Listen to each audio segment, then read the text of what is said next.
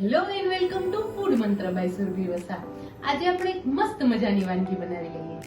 ચોમાસામાં આપણે આદુ ઇલાયચી વાળી ચા બહુ જ ભાવતી હોય છે. આજે એવી જ ફ્લેવરનો આપણે મસાલો તૈયાર કરી લઈશું, એટલે કે ચાનો મસાલો આજે આપણે તૈયાર કરવાના છીએ. જેના માટે મેં એલચી લીધેલી છે, આખા મરી લીધેલા છે અને સાથે સૂંઠ પાવડર લીધેલો છે. આખી સૂંઠ પણ લઈ શકો છો, પણ અત્યારે મેં સૂંઠ પાવડર લીધેલો છે. એની સાથે તજ લીધેલો છે, એટલે કે તજ જે હોય બે આખી સ્ટીક છે એના મેં ટુકડા કરી લીધેલા છે. તજ છે, એની સાથે એક જાયફળ, આ જાયફળનો અડધો પોર્શન આપણે લઈશું અને એની સાથે જાવંત્રીનો પણ અડધો ભાગ લીધેલો છે. જાયફળ અને જાવંત્રી આ બંને વસ્તુ એની ફ્લેવર બંનેની બહુ જ સ્ટ્રોંગ હોય છે, એટલે એ આપણે વધારે પ્રમાણમાં નથી લેતા, બહુ જ ઓછા પ્રમાણમાં લઈશું તો એની ફ્લેવર બહુ જ સરસ આવશે. હવે એના માટે આપણે અત્યારે એક વાટકી ઇલાયચી છે અને એને જો ગ્રામમાં તમે મેઝરમેન્ટ કરો તો 150 ગ્રામ એલચી છે. એની સામે મરી જે છે એ પણ 150 ગ્રામ છે અને એ પણ એક વાટકી છે, એટલે આ બંનેનું મેઝરમેન્ટ સેમ છે. ઇલાયચી અને મરી એ બંને સેમ પ્રપોર્શનમાં લીધેલા છે, 150 ગ્રામ અને એક બાઉલ. એની સામે સૂંઠ જે છે, એટલે કે સૂંઠ પાવડર છે, એ મેં ડબલ લીધેલું છે, એટલે કે 150 ગ્રામ અને 150 ગ્રામ મરી અને 150 ગ્રામ ઇલાયચી છે, તો એનાથી ડબલ એટલે કે 2 બાઉલ મેં સૂંઠ પાવડર લીધેલો છે. તો આ રીતે મેઝરમેન્ટ ખાસ યાદ રાખી લેશો ને તો એકદમ પરફેક્ટ તૈયાર થશે. અને જો આમનું ગ્રામમાં માપ આપું તમને સૂંઠ પાવડરનું તો 250 ગ્રામ એ સૂંઠ પાવડર લીધેલો છે. તો પરફેક્ટ માપ તમારું ક્લિયર થઈ ગયું છે. 250 ગ્રામ સૂંઠ પાવડર, એની સામે 150 ગ્રામ મરી અને 150 ગ્રામ ઇલાયચી, એની સાથે 2 સ્ટીક જે છે તજની અને જાવંત્રી અને જાયફળ. એ તમારા ફ્લેવર, તમને જે ટેસ્ટ ભાવતો હોય એ પ્રમાણે લઈ શકો છો. ઘણાને એ ટેસ્ટ નથી ગમતો હોતો તો અવોઇડ પણ કરી શકે છે. તો સૌથી પહેલાં આપણે એલચી, મરી અને તજ આ બધાને શેકી લઈશું. પહેલાં આપણે એલચી લઈશું, સાથે આપણે મરી એડ કરી દઈશું. બંનેને શેકી લેવાના છે. જો એલચીનો કલર ચેન્જ થવાનો સ્ટાર્ટ થઈ ગયો છે, કારણ કે આ બંને વસ્તુ છે એને બહુ વધારે નથી શેકવાની. એની પોતાની અરોમા ઉડી જાય ત્યાં સુધી એને નથી શેકવાનું, જસ્ટ ખાલી એનો ભેજ નીકળી જાય અને આ જે ચાનો મસાલો છે એ આપણે લાંબો ટાઈમ સુધી સ્ટોર કરી શકીએ, એના માટે જ આપણે આ પ્રોસેસ કરી રહ્યા છીએ.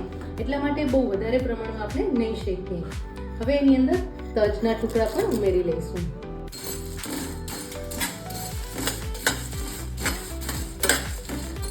સાથે જાયફળ ઉમેરી લઈશું, જેના મેં ટુકડા કરી લીધા છે, અને જાવંત્રી ઉમેરી લઈશું. એને પણ હાથેથી આવી રીતે તોડી લઈશું.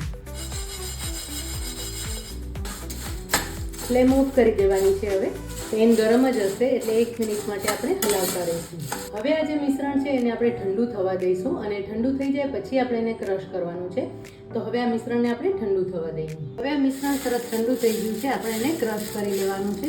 અને તમે જોઈ શકો છો એકદમ સરસ કડક છે, એકદમ આમ અવાજ આવે એટલું સરસ કડક છે. તો હવે આપણે એને ક્રશ કરી લઈએ. એના માટે મિક્સી જારમાં લઈ લઈશું.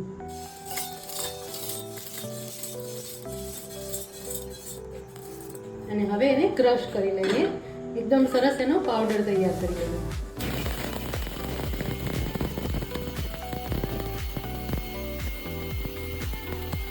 જો મસાલો એકદમ સરસ પીસાઈ ગયો છે, તમે જોઈ શકો છો કે એકદમ સરસ પીસાઈ ગયો છે અને એકદમ સરસ પાવડર તૈયાર થઈ ગયો છે. સુગંધ પણ એટલી સરસ આવી રહી છે.